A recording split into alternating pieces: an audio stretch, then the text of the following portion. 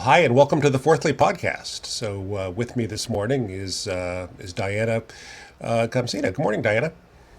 Good morning, Brett. Thanks for having me. You bet. So, where are you today? Where are you joining us from? I'm joining from Davis, California. Davis, California, which is about what is that? Maybe 2 hours east of Silicon Valley, That's about approximately. right. Yeah. So, Diana, tell us. I guess first of all, tell us the background on yourself, and then tell us a little bit about the startup. Um, let's see. My background is I have a PhD in mechanical and aerospace engineering, and I've been Mm-hmm. working on lots of deep tech stuff as a Mm-hmm. researcher at SLAC, the particle accelerator SLAC, and then before that at UC Davis. And then one beautiful morning decided to start a company. And so company Elve focuses on making millimeter wave amplifiers, and they are part of the infrastructure that is needed to build interconnected world. So me and you are joining here remotely, and many people do that today. And so to support that, you need very, very fast connections. And across the world, even in the United States, the infrastructure is not there quite yet to have this, Mm-hmm. to support this hyper-connected world. Mm-hmm. So we are making hardware that makes wireless connectivity seem like you are connected via fiber. So that is what Elf does. So, here in the Bay Area these days, if you say that you used to work at Slack, many people think of the real time communications platform that is now owned by Salesforce. But in your case, you're talking about Slack, the Stanford Linear Accelerator Center, or what used to be called the Stanford Linear Yep. Accelerator Center. All right. Yeah, it's the beautiful long building that goes under 280, All right. and they accelerate electrons to very, very fast speeds Yeah. to make basic science possible. And sort of a lot of discoveries come from Slack and places like Slack. Um, So yeah. speaking of acceleration, so Diana, I am old enough that I remember connecting to the internet using a 300 baud modem, and we have accelerated connection speeds a bit since then. Now, most people are on gigabit connections, and we kind of expect that to be in our lives wirelessly, just kind of in the air wherever we go. That's right. And then we get very upset when it's not there, just a few blocks away. Right? So explain to us how your startup is fixing this problem. So, well, you're talking about gigabit links. And so that's sort of your primary phone connection to whatever the network is available.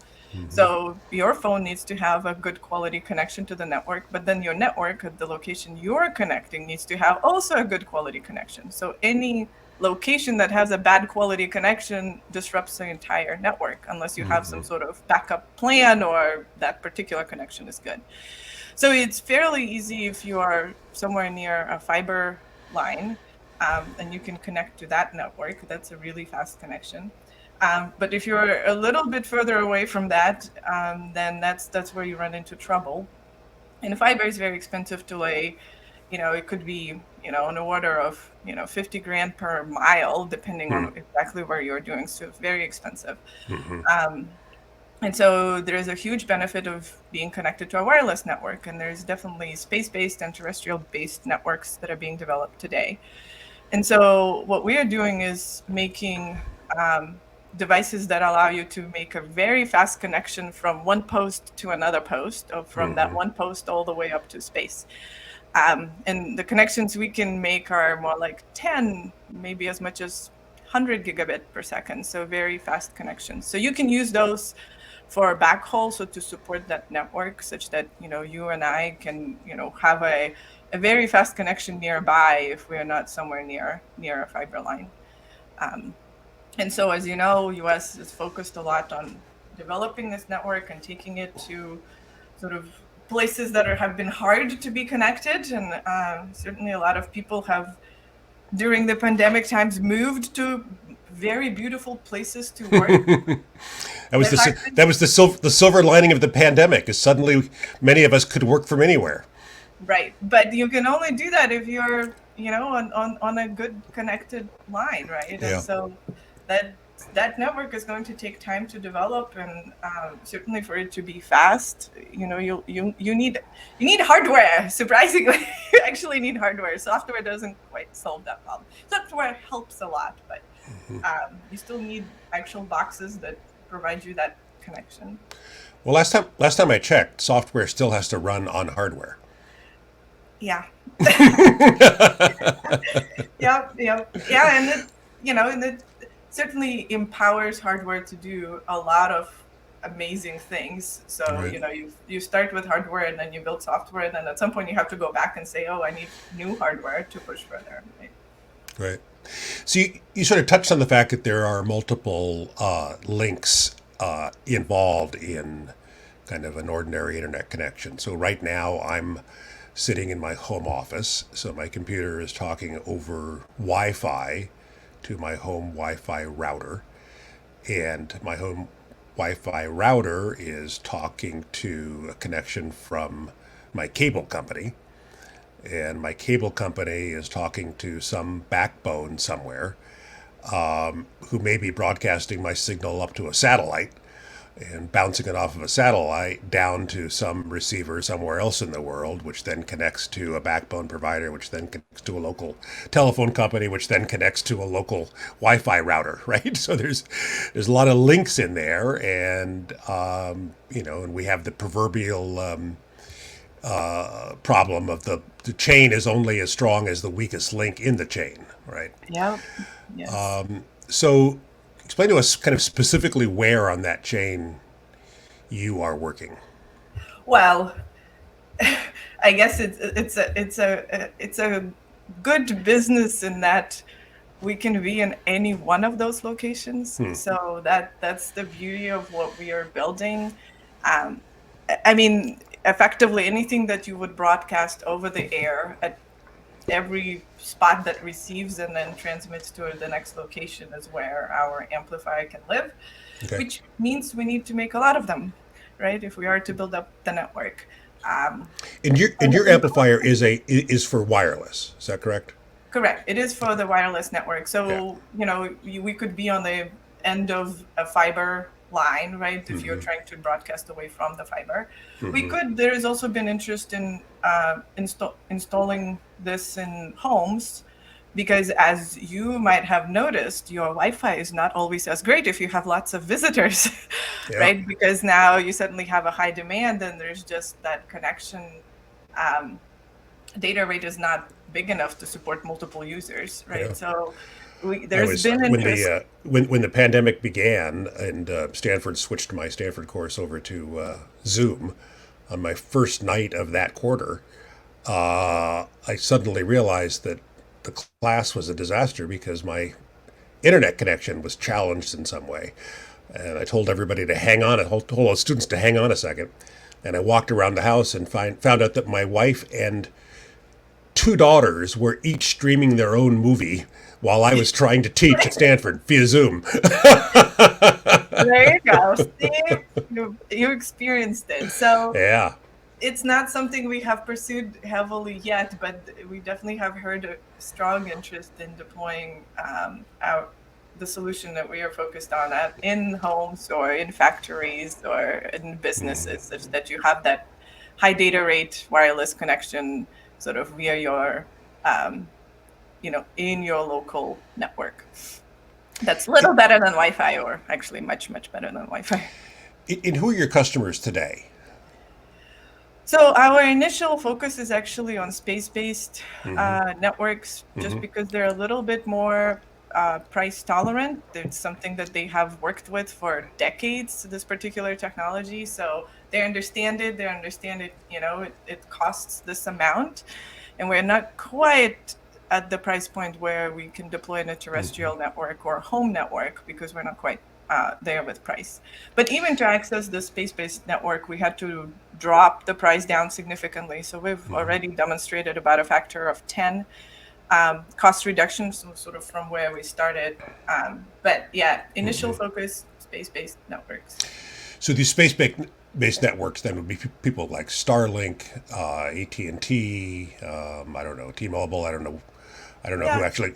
I don't know who actually owns lots of people, Intelsats, lots of people have, Intelsats, right? have, right, and Hughes is well known, right? You see it on people's homes. Hughes, right? Right. Yeah.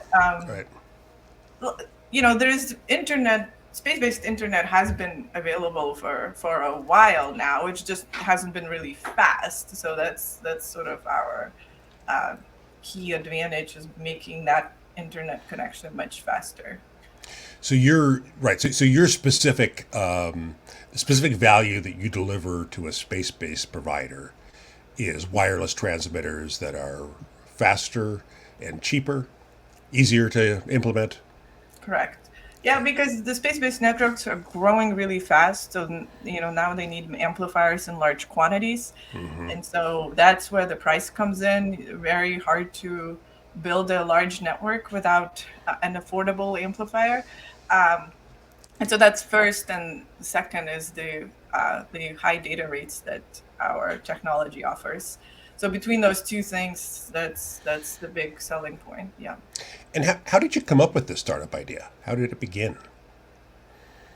Well, you start hearing customers complain about certain solutions being unavailable. So in my particular case, as a researcher, I give talks about the technology I was working on, and my talks were like, oh, look, this is amazing performance. It does whatever, this power, or like this efficiency. And I would attend conferences where you would interact with industry as well. So those are, let's say, my customers today.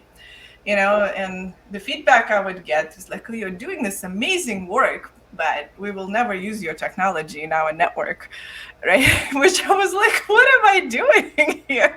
Why am I spending my time on effectively building record holding devices, one at a time, that not many people care about? I mean, they care in a sense that it's cool, but not care in a sense that it actually makes a difference in the world, right? Which is what you would do if you're trying to build a company. You have to make something that makes a difference.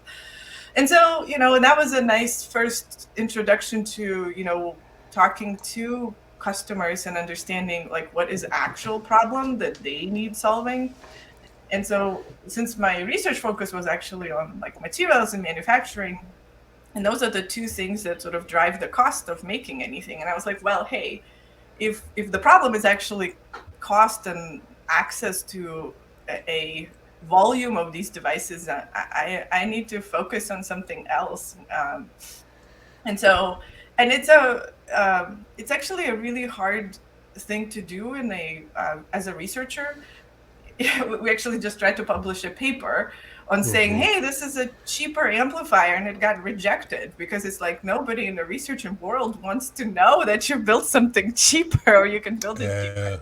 Interesting. So hence I was like, well, this has to be a company then. It has to be a company that solves this particular problem and gets people access to, wireless, ultra fast wireless network that's not there today. So that was sort of the key starting point. And then, I was like, well, I don't know how to run a company. So I had to spend a little bit of time learning how to do that. So it's interesting then that as a researcher, you developed some technology that would solve a problem.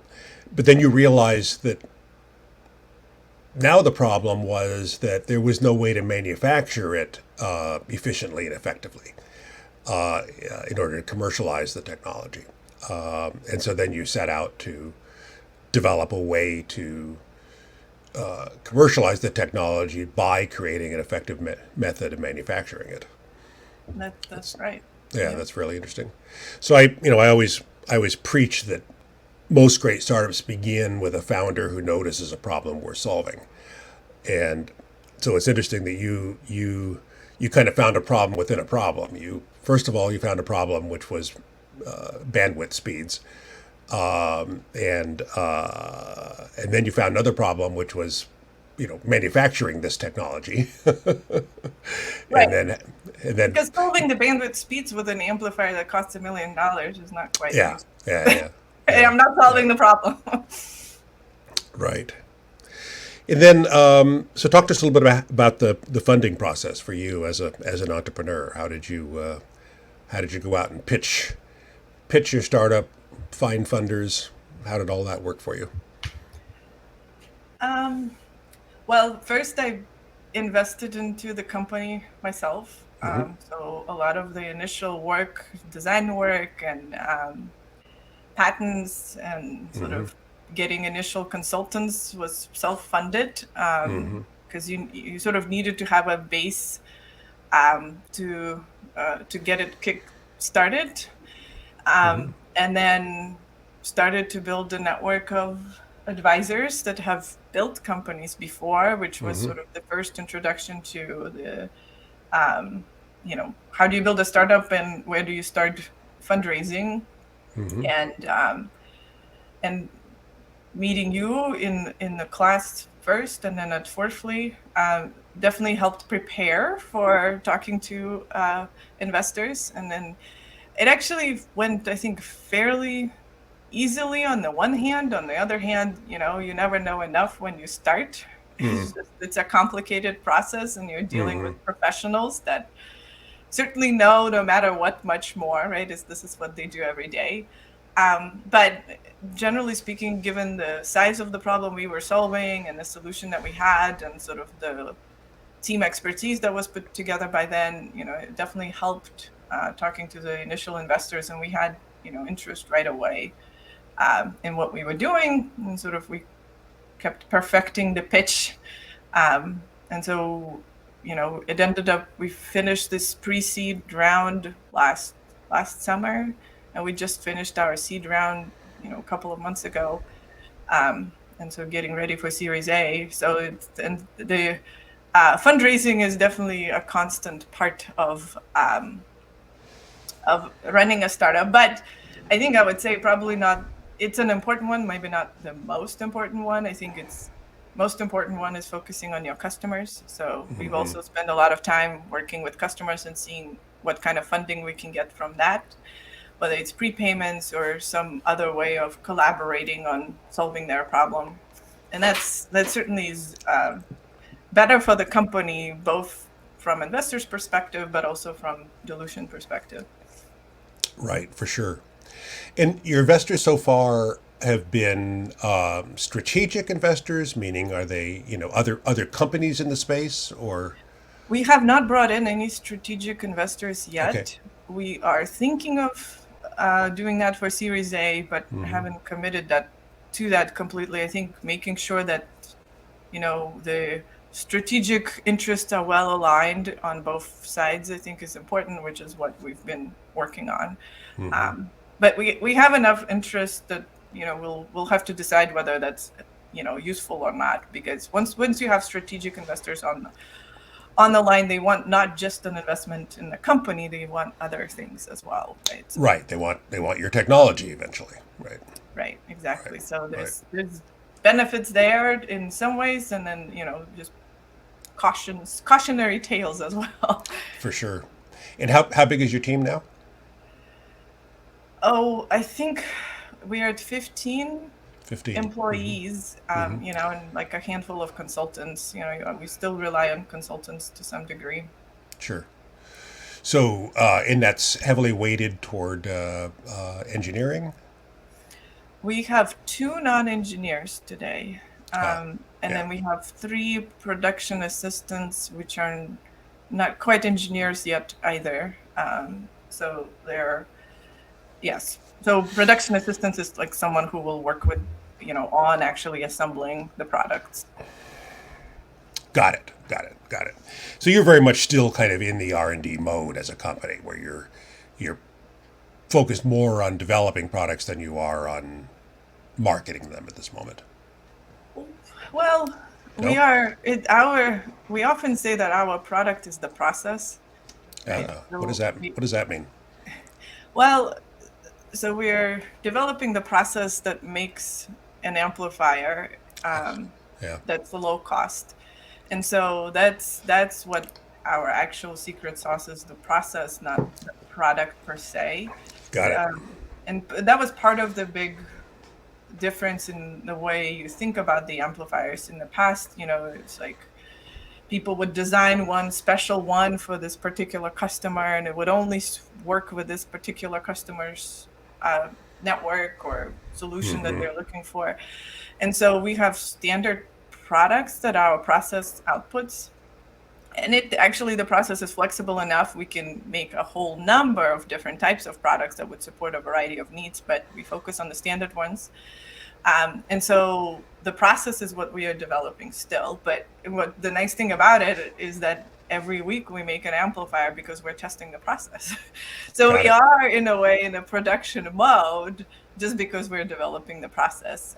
And we've done a demonstration a few weeks ago of 5 devices per week. It was equivalent of as if we were making 5.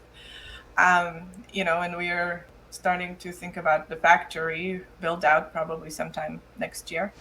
So there's it is unique in that we are in an R&D mode, but an R&D mode not of the product, but because the Yeah. product works, it's of the process that makes it low cost. Interesting. So then that kind of begs an interesting question, which is so entrepreneurs are always worried about how they can protect their IP, how they can protect their intellectual property, right? And so in your case, you said that the process you're developing really is your secret sauce. And so how do you think about protecting that? Well, a process is a little bit easier to protect than a product. So when we think about IP strategy, certainly, the designs that maybe make the process easier is what we effectively protect, such that when, your product is out there and someone, inevitably takes it apart, if they look at it, they might come up with a design, which is what we protect, but it's unclear that it'd be that easy to actually come up with a process and how to make that design work. Yeah. Because I could reverse engineer the product, Right. but reverse engineering the product doesn't necessarily help It me doesn't understand solve you the the problem. process. Yeah. Yeah. Yeah. And then Yeah. so you'll be stuck with the expensive approach potentially if you don't Right. understand all the others. Right. Yeah. And Interesting. so it comes down all the way to the materials we use, right? We have some fancy materials that are really hard to make, but they give us enormous advantage. And so those are the kinds of things that you kind of have to build up around your technology. And of course, I mean, ideally you patent as much as possible, but it's expensive to do. So we're still working on understanding what's the right balance of patenting versus not. Because when you patent, you also disclose what you're doing. So, Right. Right. Right. Right. Right. um, Right. That's the irony of it. You get yeah, protection, but you get protection in return for disclosing to the world how you're doing it. exactly. So Yeah. but then, right, if you are, running a team and you start giving your products to customers and, you're hiring and there's different people that come to work for you, there's always concerns on, it's just, there will be technology leaving. And so Right. the only solution to that is just be faster and innovate or continue to Right. come up with new ideas, right? Right. Right. So Diana, you've been on an interesting journey from having, been a researcher, and I presume that, when you were getting your PhD, the reason you were getting your PhD was that you envisioned a career in research and academics, right? And so you've been on a journey from that to deciding to create a startup to going out and raising 7 figures of funding from investors and building a 15 plus person team and talking to big global customers. So that's a pretty amazing journey. But what were the hard parts for you personally? What are the hard parts? Well, certainly talking to the big companies is always hard. They're often live in a different world and see the world differently than a startup. So that's definitely a challenge. Certainly had to bring help, and one recognized that that's something that we will continue to have to do because our customers will be big. So how do you communicate with companies that are much larger than you? So that has been definitely a type of challenge that I'm sure we'll continue having. Um, and then I think building the team is always a fun challenge, right? So you're trying to recruit best of the best, and trying to tell them to leave their great reliable workplaces to come to this crazy journey with you. Right. That can be a challenge. That can take a bit of my time. I mean, I'm ambitious in that I try to recruit the best people, so we've been pretty successful so far. So that's that takes a lot of my time. um, and then keeping the team focused. I think the word focus is probably used a number of times a week, just because there's a thing to recognize that you probably have 1,000, maybe thousands of problems to solve that you can solve. Yeah. And so, but you really only need to focus on 10. And so making Right. sure the team knows what are the 10 that they need to focus on. And also, so I think that is maybe the easier part, but helping them not worry about the other thousands that are still on the list. And sort of cope with the fact that, well, some problems will just go unsolved for a while, and it's okay because otherwise we can't build the company if we try to go and solve all of the problems. So keeping the team focused on kind of the 10 problems that matter right now has Correct. been a big part of your challenge. Yeah, Yeah. that certainly has been a big part of the challenge. I mean, and then just deciding to start a company, I'm just walking back from the comment you made, was certainly a challenge. It took, I mean, after I started it, I was like, I should have done this a year ago. I feel like I'm behind before I started. Because again, you walk away from a place that's secure, reliable, right? You're still having fun, you love what you're doing. It's all the things that are good on the plate, and you go into heavy uncertainty and lots of risk. And Right. so that's a sort of certainly a personal challenge that I had to wake up one day and be like, I'm gonna do it. So part of what I love about your venture, Diana, is that it's also a very clear problem on the commercial level, right? That on the commercial level, it's how do we all these different broadband providers want to get more efficient and effective at selling broadband services. But there's also a pretty significant social equity component to your venture as well, right? In the sense that today, if you talk about social equity, that internet access, bandwidth access, is a big deal, right? That there are many parts of the world where their opportunities are limited simply by the fact that a lot of individuals don't have the kind of bandwidth that we have here. And so I think that's pretty cool that you're working on something that is both a really big, interesting commercial problem and also, you don't have to invent a social justice angle for this because there's a real social justice angle built into it. Right. I mean, I think me and you have talked about this in the past, right? It's an essential need that's just as important as electricity and water. I mean, that's Right. just a fact today.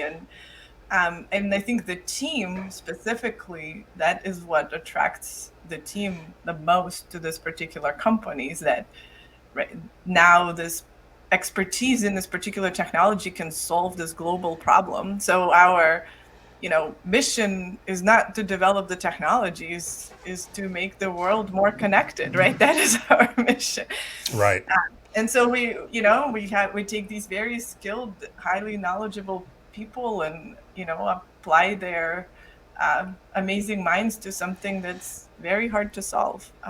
So that's right. So it ends up making very very easy to motivate. That's right. Right. So you find that to be an advantage in terms of recruiting talent and also in terms of kind of focusing talent. The fact that there's a legitimate ESG component to what you're doing. Absolutely, absolutely. I mean, it's also a way to consider other opportunities. Our technology solves other problems. This is not the only one you can use it to solve.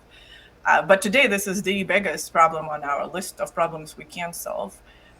Certainly good for the company to know we can go and attack other problems, but, that's how we evaluate, various, whether it's different customers or other partnership opportunities.